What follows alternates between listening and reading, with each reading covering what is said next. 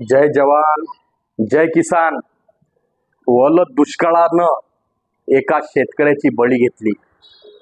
कन्नड तालुका पेशोर या गावात एका शेतकऱ्यानं गळ्याला फास लावून आत्महत्या केली.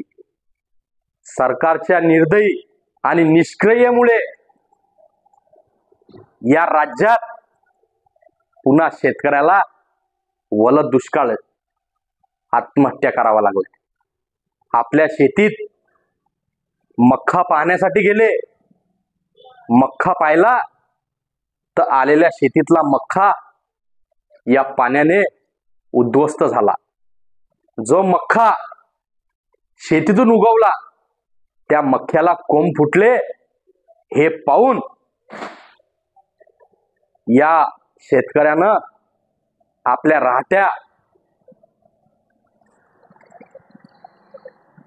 शेतीच्या ठिकाणी झाडाले दोर बांधून फास घेऊन आत्महत्या केली.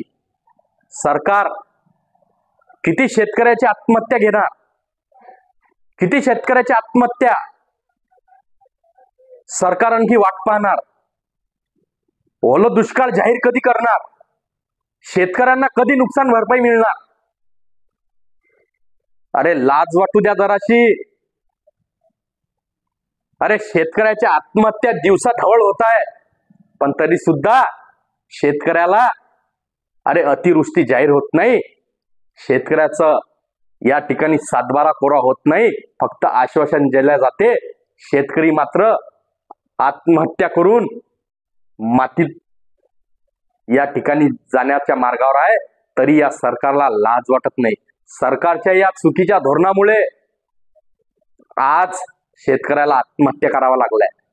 अतिवृष्टीचा हा पहिला बळी आहे आणि मराठवाड्यातला छत्रपती संभाजीनगर मधला हा कन्नड तालुक्यातला शेतकरी आत्महत्या करून